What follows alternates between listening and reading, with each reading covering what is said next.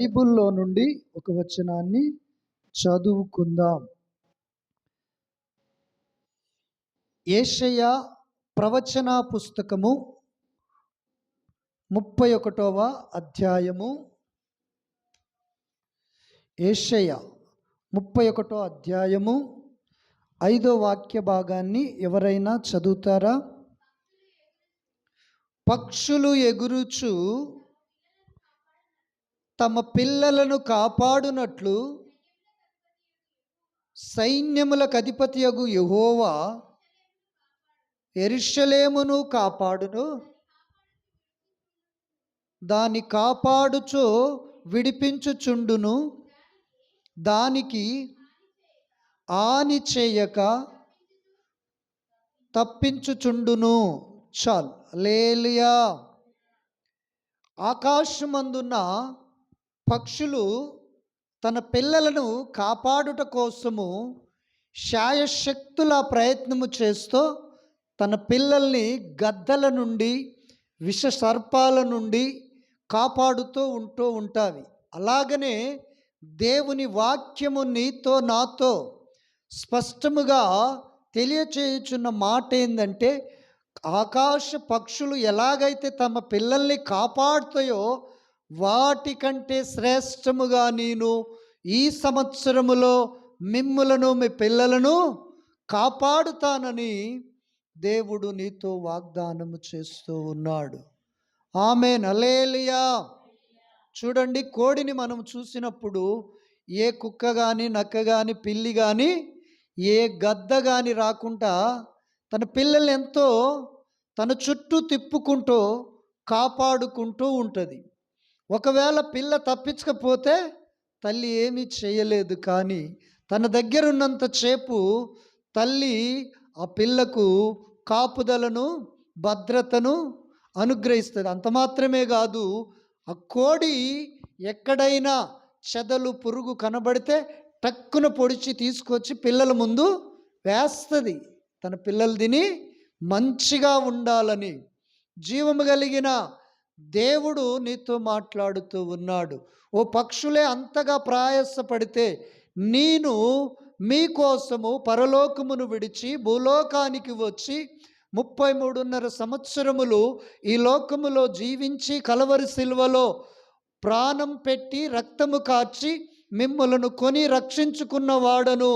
నేను మిమ్ములను విడవను, ఎడబాయను, నిత్యము కాపాడెదను. ఆమేన్. హల్లెలూయా. దేవునికి స్తోత్రం. ఒకవేళ నీకు ఏదైనా కష్టం వచ్చినా, బాధ వచ్చినా నేను విడిపిస్తాను అంటున్నాడు దేవుడు. ప్రియులారా, నీవు ఆయన మీద ఆధారపడగలిగితే. హల్లెలూయా. దేవునికి స్తోత్రం.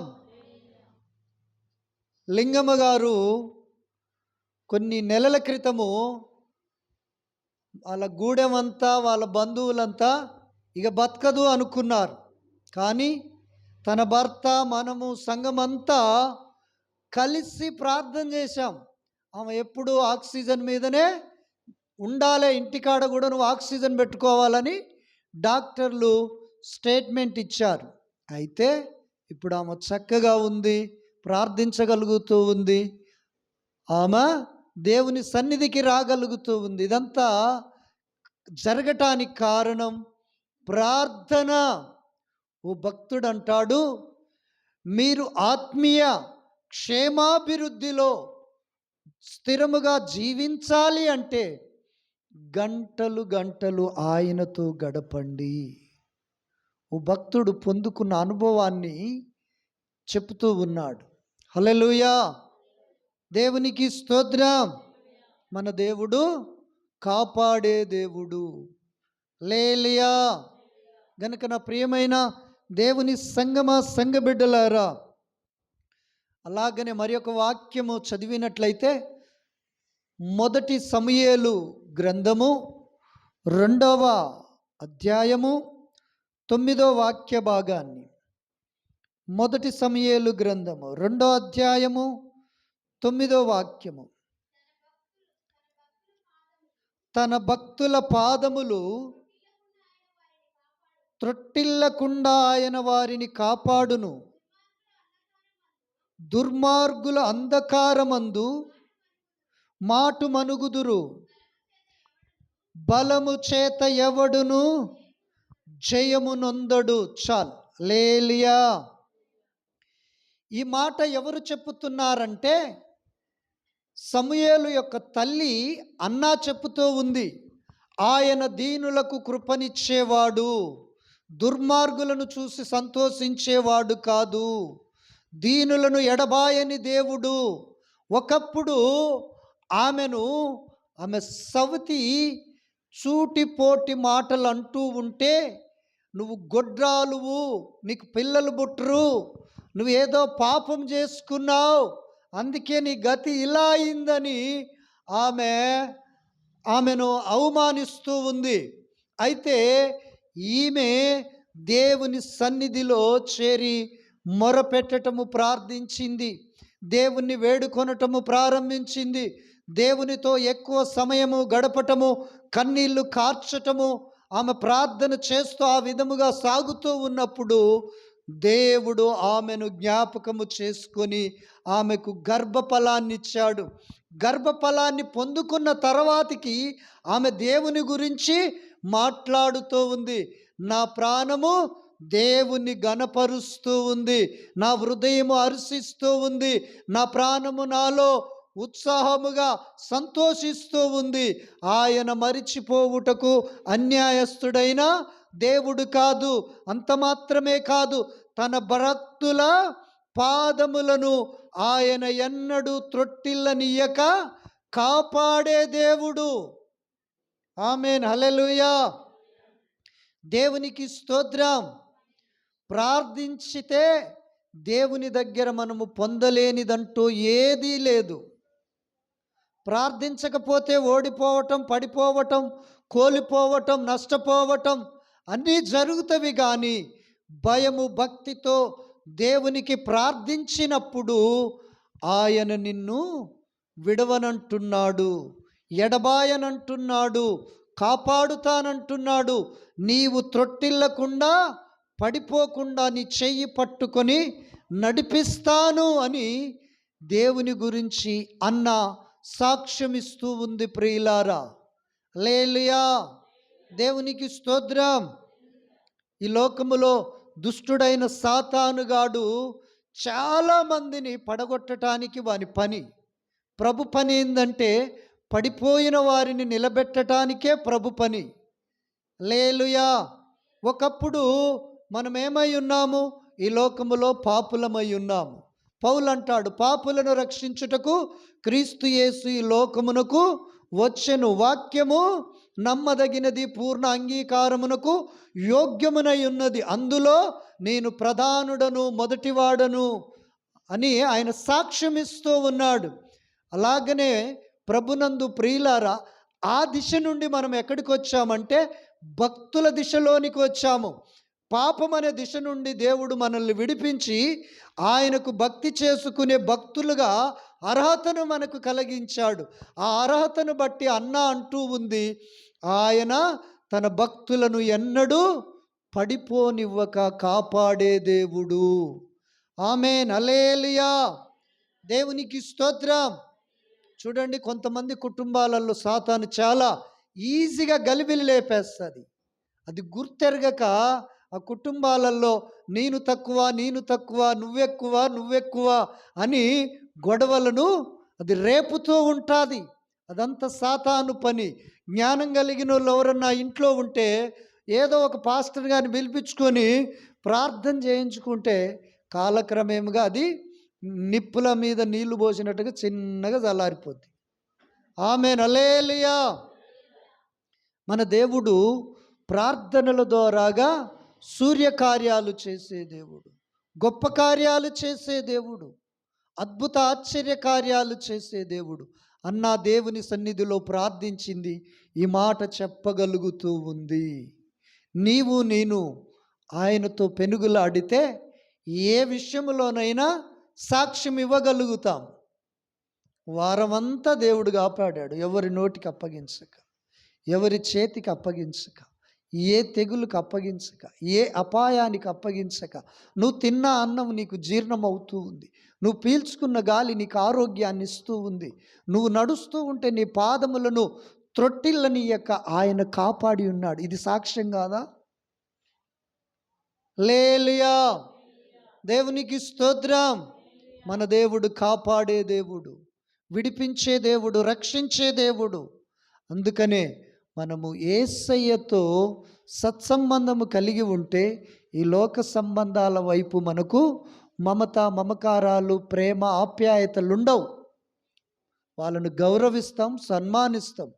నీ మొదటి ప్రేమ యేసయ్యకు చెందాలి. నీ మొదటి ప్రేమలో యేసయ్య పాలిభాగస్థుడై ఉండాలి. నీ మొదటి ప్రేమకు ఆయన మాత్రమే పాత్రుడై ఉండాలి. అప్పుడు ఆయన నిన్ను విడవడు, ఎడబాయడు. నిత్యము తన కనుపాపలా నిన్ను కాచేటి దేవుడు. ఆమెన్, హల్లెలూయా. మరి ఒక వాక్యాన్ని మనం చదువుదాం. కీర్తనకారుడు చెప్పుతున్న మాట 121వ కీర్తన 121వ కీర్తన 6 నుంచి మనం చదువుకుందాం. పగలు ఎండ దెబ్బ అయినను నీకు తగలదు, రాత్రి వెన్నెల దెబ్బ అయినను నీకు తగలదు. ఏ అపాయము రాకుండా యెహోవా నిన్ను కాపాడును. ఆయన నీ ప్రాణమును కాపాడును. ఇది మొదలుకొని నిరంతరము నీ రాకపోకల యందు యెహోవా నిన్ను కాపాడును. చాలు. హల్లెలూయా, దేవునికి స్తోత్రం. మరి ఒక భక్తుడు ఈ రీతిగా చెప్తూ ఉన్నాడు, దేవుని గురించి సాక్ష్యం ఇస్తూ ఉన్నాడు. ఆయన కృప ఆయన హృదయానికి బహుగా అర్థమయ్యున్నది. ఆయన కార్యాలు ఆయన హృదయములో గోచారం అవుతూ ఉంటే ఆయన సర్వ సమాజానికి సాక్ష్యం ఇస్తూ ఉన్నాడు. పగలు ఎండ దెబ్బ నీకు తగలనీయడు, రాత్రి వెన్నెల దెబ్బ నీకు తగలనీయడు, అపాయము నీ యొద్దకు రాదు అని మాట్లాడుతూ ఉన్నాడు. ప్రియులారా, ఇక ముందు కాలములో ఎండాకాలం వస్తే మనము వార్తల్లో కానీ ఆ యొక్క టీవీలో న్యూస్లో మనం వింటూ ఉంటాం, ఎండ దెబ్బ తగిలి చాలామంది చనిపోయారు, వడదెబ్బకు మృతి చెందారు అని మనం వింటూ ఉంటాం. అటువంటి పరిస్థితులన్నిటి నుండి దేవుడు నిన్ను నన్ను కాపాడి ఈ దినమున నూతన సంవత్సరములో ఆయురారోగ్యాలతో శాంతి సమాధానములతో నిలిచి ఉండుటకు ఆయన గతించిన కాలములో కాపాడాడు. హల్లెలూయా, దేవునికి స్తోత్రం. Praise the lord. నీ ప్రాణాన్ని కూడా కాపాడాడు. 2019 నుంచి 21, 22లో కరోనా వచ్చి ప్రపంచమంతా గడగడగడలాడిపోయింది మరణాపేక్షతో. కరోనాతో ఎంతోమంది చనిపోయారు. కరోనాలో ఇన్నాళ్ళేమో తుమ్మితే ఏ మనిషి కదలకుండా అక్కడనే కూర్చునేవారు. కరోనా వచ్చినాక తుమ్మితే మనిషి ఆవిడ దూరాన పారిపోయారు. అప్పుడేమో తుమ్మితే పోకూడదని కూర్చునేవారు. ఇప్పుడు తుమ్మితే పరుగో పరుగు. హల్లెలూయా, దేవునికి స్తోత్రం. నిజమా లింగమ్మ గారు? హల్లెలూయా, దేవునికి మహిమ కలుగునుగాక. నా ప్రభునందు ప్రియులారా, అటువంటి భయంకరమైన స్థితిలో మన ప్రాణాలను యేసయ్య కాపాడాడు. ముందు కాలములో కూడా ఆయన నీ ప్రాణమును కాపాడబోతూ ఉన్నాడు. నిన్ను ఆయనలో తెప్పరిల్ల చేసి నూతనమైన ఉజ్జీవము చేత నిన్ను నింపబోతూ ఉన్నాడు. ఆమేన్, హల్లెలూయా. అంత మాత్రమే కాదు, నీ రాకపోకల యందు నువ్వు ఒకవేళ ప్రయాణాలు చేస్తావు, బంధువులు ఫంక్షన్లకే కావచ్చు, పెళ్ళిళ్ళకు, పేరెంటాలకు, లేదా మన బంధుమిత్రులు ఎవరైనా కాలము చేసినప్పుడు, మరణించినప్పుడు, చనిపోయినప్పుడు మన ప్రయాణాలలో రాకపోకల యందు దేవుడు కాపాడుతాడు. కాపాడే దేవుడు. ప్రియులారా, నువ్వు ఇంట్లో నుంచి బయటికి వెళుతున్నావంటే, అయ్యా ఈ దినచర్యలో నాకు తోడుగా ఉండుము, ఈ దిన ప్రయాణములో నాకు తోడుగా ఉండుము, ఈ దినము నేను చేసే పనుల్లో నాకు సహాయము చెయ్యి, ప్రభువా అని నువ్వు ప్రార్థన చేసుకున్నట్లయితే ఆయన దూత నీ గుమ్మము ఎదుట ఉంటుంది. నా కుమారుడా క్షేమముగా వెళ్ళిరా అని దీవిస్తుంది. నువ్వు మరలా తిరిగి వస్తుంటే, నువ్వు ఇంట్లోకి వచ్చేటప్పుడు నువ్వు తెచ్చుకున్న కష్టాజితాన్ని నీవు నీ పిల్లలు మాత్రమే తిని అనుభవించని ఆశీర్వదిస్తుంది. అట్టి దూతను దేవుడు నీకు కాపుదలనిచ్చి కాపాడే దేవుడు. ఆమేన్. మన రాకపోకల యందు అపాయము రానివ్వడు. ఒకవేళ అపాయం వచ్చినా కొంతమంది పోతే మరణించవచ్చు, కానీ నీవు అందులో ఉన్న సజీవముగా ఉంటావు. హల్లెలూయా. కొన్ని సంవత్సరాల క్రితము విమానము ఎక్కడో అరణ్యములో పడిపోయింది. అందులో సుమారు 250 మందో ఎంతమంది సరిగ్గా గుర్తులేదు ఉన్నారు. ఆ విమానం కింద పడిన తర్వాతకి పత్రిక మీడియా వాళ్ళు అడిగితే అందులో నాట ఓ భక్తుడుండాట. ఏ దేశానికో ఆయన వాక్యోపదేశానికి పిలిస్తే వెళుతుండాట. ఆయనుండాట. ఆయనను వీళ్ళందరూ అడుగుతూ ఉంటే, మా యొక్క విమానము కూలిపోయిన మాట వాస్తవమే, ప్రమాదం జరిగిన మాట వాస్తవమే, కానీ ఏ ఒక్కరికి ఏ హాని జరగకుండా దేవుడు కాపాడిండన్నప్పుడు ఆయనతో పాటు అందులో ఉన్న వారందరూ ఆయన చెప్పిన మాటని ఆయనను అంటూ ఉన్నారు, అయ్యా నిన్ను బట్టి మేమందరము కాపాడబడి ఉన్నాము. నీ దేవుడు గొప్పోడు, కాపాడగలిగిన దేవుడు అని సాక్ష్యం ఇచ్చారు. నిన్ను బట్టి నీ కుటుంబాన్ని దేవుడు కాపాడుతాడు. నిన్ను బట్టి నీ యొక్క రక్త సంబంధికులకు, తోడబుట్టిన వారికి దేవుని కాపుదల కలుగుతూ ఉంది. ఆమేన్. అందుకని మన దేవుడు ఏమై ఉన్నాడు? రాకపోకల యందు కాపాడే దేవుడు. నీ ప్రాణమును రక్షించిన దేవుడు. కాపాడే బాధ్యత కూడా ఆయనదే. హల్లెలూయా. దేవునికి స్తోత్రం. దేవునికి మహిమ కలుగునుగాక. ప్రకటన గ్రంథము 3వ అధ్యాయము 10వ వాక్య భాగాన్ని చదువుదాం. హల్లెలూయా. ఏంది లింగమ్మ గారు ఎటుపోతున్నారు? తర్వాతకి అంటాడు, కనుక దేవుని మహాకృపను బట్టి ఆయన మంచిగా ఉన్నాడని సూచించారట. తల్లి చెప్పిన సాక్ష్యాన్ని బట్టి దేవునికి మహిమ కలుగునుగాక. ఇంకా వారి కోసము, వారి కుటుంబం కోసము ప్రార్థన చేయండి. వారు భయంకరమైన ప్రజల మధ్యలో జీవిస్తూ ఉన్నారు. వారికి అనేకమైన ఆటుపోటులు, ఆటంకాలు, వ్యతిరేకతలు ఉన్నవి. అయినను వాటి పరిస్థితులను తట్టుకుంటూ ప్రభు కోసము వారు నిలబడుతూ ఉన్నారు. వారు పడిపోకుండా ప్రార్థన చేయండి. ప్రకటన గ్రంథము 3వ అధ్యాయము 10వ వాక్య భాగాన్ని, నేను నీ ఓర్పు విషయమైన వాక్యమును గైకొంటివి గనుక భూనివాసులలో శోధించుటకు లోకమంతటి మీదికి రాబోవు శోధన కాలములలో నేను నిన్ను కాపాడెదను. చాలు.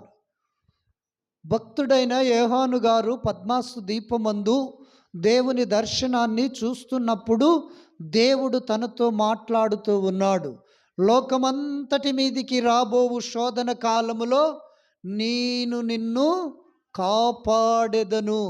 లోకం మీదికి ఏ శోధన వచ్చినా, ఏ తెగులు వచ్చినా, ఏ అపాయం వచ్చినా దేవుడు మాత్రము నీకు తోడై ఉంటాడు.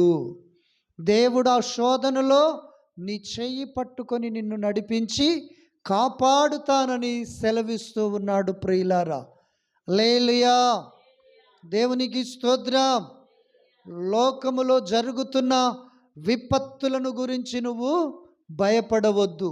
భక్తుడంటారు, నీ పక్కన 1000 మంది పడినా, కుడి పక్కన 10,000 మంది కూలినా అపాయము నీ యొద్దకు రాదు. హల్లెలూయా. దేవుడు నమ్మదగినవాడు, కాపాడేవాడు. కునుకని నిద్రించని దేవుడు. ప్రియులారా, నిరీక్షణతో నువ్వు స్తుతించు, విశ్వాసముతో నువ్వు ఆయనను అడుగు. ఒకవేళ నీ కార్యం ఆలస్యము కావచ్చు, ఒకవేళ నీ పని నీవు అనుకున్న టైములో జరగకపోవచ్చు, కానీ దేవునికి ఒక టైం ఉంది. ఆ టైములో ఆయన దానిని పరిపూర్ణముగా నెరవేర్చే దేవుడు, జరిగించే దేవుడు. ఆమెన్. కనుక లోకమంతటి మీదికి గతించిన కాలములో మిడతలు వచ్చాయి. మీకు తెలుసో తెలియదో, ఆ శ్రీలంకను ఆస్ట్రేలియాను అగ్ని చేత కాల్చబడ్డది. 2-3 నెలలు అరణ్యమంతా, అక్కడక్కడ భూకంపాలు వచ్చాయి. ఇప్పటికీ ఇస్రాయేల్ దేశము, ఆమాసు, ఇంకా కొన్ని కంట్రీల మీద యుద్ధాలు జరుగుతూనే ఉన్నవి. సిరియా దేశం యుద్ధాలు జరుగుతూనే ఉన్నాయి. అయినను వీటంతటిని బట్టి నువ్వు కలవరపడొద్దు, కానీ నిన్ను రక్తమిచ్చి కొన్న దేవుని విషయములో ప్రార్థించటలేనే అనే కలవరం ఉండాలి, మొరపెట్టట్లేదే అనే కలవరం ఉండాలి. అయ్యో నీ సన్నిధికి పోలేకపోతున్నాననే ఓ కలవరం ఉండాలి. కానీ లోకం మీద జరిగే వింతలు, విపత్తులు, శోధనలను బట్టి నీవు కలవరపడకూడదు. ఆయన కునుకడు, నిద్రపోడు, నిన్ను కాపాడే దేవుడు, అంత నమ్మదగిన మంచి దేవుడు ప్రియులారా. అందుకనే నీవు ఏ విషయములో చింతించినా అది మూరెడు ఎత్తవుతుందా, లేకపోతే మూరెడు తగ్గుద్దా? తగ్గదు. మరి నీ నెత్తి నల్లగైనా తెల్లగైనా నువ్వు చేయగలవా? ఒకవేళ రంగు తెచ్చేసుకుంటే 3వ నాడు తెల్లగనే.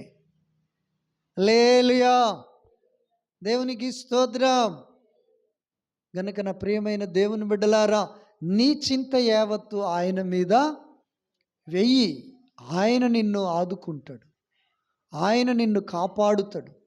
నువ్వు చింతించితే నీలో బలహీనత వస్తుంది, చింతిస్తే నీలో షుగరు, బీపీ వస్తుంది, చింతిస్తే నీ అనారోగ్యము క్షీణిస్తుంది. కానీ ధైర్యముగా నా దేవుడు నాకున్నాడు, ఆయన చూసుకుంటాడు, ఆయన కాపాడుతాడు, ఆయన ఏదైనా చేయగలడని నేను విశ్వసించగలిగితే అద్భుతాలు మన జీవితంలో జరుగుతవి. ఆమేన్, హల్లెలూయా, స్తోత్రం. ప్రభు ఒక మాట అంటాడు, ఆకాశ పక్షులను చూడుడి, అవి విత్తవు, కోయవు, అవి కొట్లల్లో కూర్చుకొనవు, వాటికి గర్షలు లేవు. అంటే ఇండ్లు లేవు, గదులు లేవు. మనకి ఇండ్లున్నవి, గదులున్నవి. వాటిని నింపటానికి దేవుడు సమర్థుడు, శక్తిమంతుడు. నువ్వు ప్రార్థన చెయ్యి. మోకాళ్ళు గనక వేస్తే అపవాది వనకటం ఖాయం నిన్ను చూసి. ఆమేన్, హల్లెలూయా. నువ్వు స్తోత్రం, హల్లెలూయా. ఒకవేళ నేను ఒక గంట సేపు డిసెంబర్ 31 నుంచి జనవరి 1 దాకా బాగా జరిగినాయని దానికోసం గంటలు గంటలు వివరించుకున్నా, దేవుడు కొద్దిసేపు మాత్రమే ఆనందిస్తాడు. ఆ విస్తారమైన మాటలను బట్టి ప్రభు సంతోషించడు. కానీ నువ్వు గంట సేపు కానీ 2 గంటలు కానీ ప్రార్థన చెయ్యి, అప్పుడు సాతాను వనకటము ప్రారంభమవుతుంది, నీ నుండి దూరం అవటం ప్రారంభమవుతుంది. ఎందుకంటే వాక్యము వానికి అంతా తెలుసు. యేసేకే వాడు వాక్యాన్ని బోధించాడు. నువ్వు ఈ పర్వతం మించి, ఈ శిఖరం మించి దూకు, దేవదూతలు వచ్చి నీ పాదాలకు రాయి తగలకుండా కాపాడుతారని వాడు యేసయ్యకే ప్రసంగం చేసిండు. వానికి బైబిల్ తెలుసు, కానీ వానికి ప్రార్థన తెలవదు. ప్రార్థన అంటే వానికి భయం. ప్రార్థించిన పరిశుద్ధులను, నీతిమంతులను, యథార్థవంతులను దేవుడు కాపాడుతాడు, రక్షిస్తాడు. హల్లెలూయా. నేను ఎంతసేపు ముచ్చట పెట్టుకున్నా దేవుడు ఆనందించడు, కానీ ప్రార్థిస్తే ఆనందిస్తాడు. ప్రార్థిస్తే సాతాను పారిపోతుంది, ప్రార్థిస్తే అపవాది కోటగోడలు కూలిపోతవి, ప్రార్థిస్తే దుష్టుడి కార్యాలు లయమవుతవి. ప్రార్థించకుండా మనం ఎంతసేపు ఏం చెప్పుకున్నా ఏమీ జరగదు ప్రియులారా. వానికి చక్కగా పాడగలడు, వాయిద్యాలు వాయించగలడు, వాక్యము ఎప్పుడు ఎక్కడ ఎలా ఉందనేది వానికి తెలుసు. కానీ ప్రార్థన అంటే అది ఎవరికి చెందుద్ది? దేవునికి చెందుద్ది. కొంతమంది వాక్యం చెప్తే వాళ్ళ కోసం చెప్పుకుంటారు. నేనున్నాను. కొన్నిసార్లు అనుకోండి, నా బలహీనతను బట్టి నాకు మేలు కోసం నేను చెప్పుకుంటాను. కొన్నిసార్లు మీకోసం చెప్తాను, కొన్నిసార్లు లోకం కోసం చెప్తాను, కొన్నిసార్లు నశించిపోతున్న ప్రజల కోసం రక్షణ సువార్తను చెప్తూ ఉంటాం. కానీ ఇవన్నీ మంచివే, వీటికంటే భిన్న అయినది ప్రార్థన. హల్లెలూయా, దేవునికి స్తోత్రం. అపోస్తుల కార్యము 26వ అధ్యాయము 7వ వాక్య భాగాన్ని చదవాలి. 26:17 అపోస్తుల కార్యం 26:17.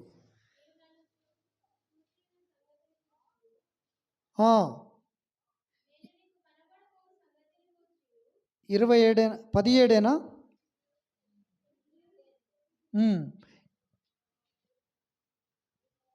17వ వాక్య భాగం చదవండి.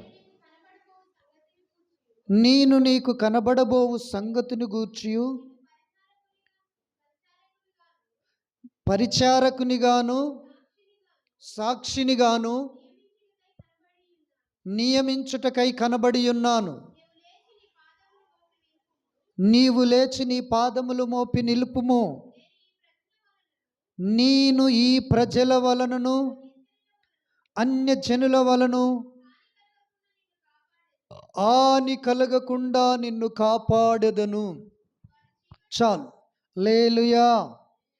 అపోస్తులుడైన పౌలు భయపడుతున్న వేళలో, అయ్యా, ఈ సమస్త ప్రజల ఎదుటకు వెళ్ళి నేనేమని నీ గురించి సాక్ష్యం ఇచ్చేదను, ఏమని నీ గురించి ప్రకటించేదను, ఏమని నేను చెప్పగలనన్నప్పుడు, నీవు లేచి నిలువు, నీ పాదాలు నిలుపుకొని ఈ ప్రజలలోనికి నువ్వు వెళ్ళు, అన్యజనుల మధ్యలో నిలబడి నా గురించి ప్రకటన చేయి, నేను నిన్ను కాపాడెదను. కొన్నిసార్లు దైవ సేవకులకు, సేవకురాళ్లకు, మనకు కూడా కొన్ని భయాలు కలుగుతాయి. అన్యజనులకు యేసయ్యను గురించి చెప్పితే ఏమంటారో, ఏ హాని కలుగుతుందో, ఏ అపాయం వస్తుందో, ఏ కీడు వస్తుందో, ఏ శోధనలో పడిపోతానో అని పౌలు చింతిస్తూ బాధిస్తూ ఉన్నప్పుడు దేవుడు అంటూ ఉన్నాడు, ఈ ప్రజల వలన ఏ హాని నీకు నేను రానియను. ఇక్కడ నాకు కావలసిన ప్రజలు, రక్షింపబడవలసిన ప్రజలు ఎందరో ఉన్నారు అని దేవుడు పౌలుతో మాట్లాడినప్పుడు ధైర్యముగా అగ్రిప్ప రాజు దగ్గరికి వెళ్ళి తన సాక్ష్యాన్ని దేవుడు ఎలాగా దర్శించాడు, తను ఎలాగా ఆ ధర్మశాస్త్ర ప్రకారము గమాలీయేలు దగ్గర ధర్మశాస్త్రాన్ని నేర్చుకున్నాడో, ఎలాగ క్రైస్తవులను హింసించి హాని చేసి చంపటానికి కారణమయ్యాడో అదంతయు చెప్పి, యేసయ్య తనను దర్శించిన తర్వాతికి ఏం జరిగింది, ఎక్కడికి పోతే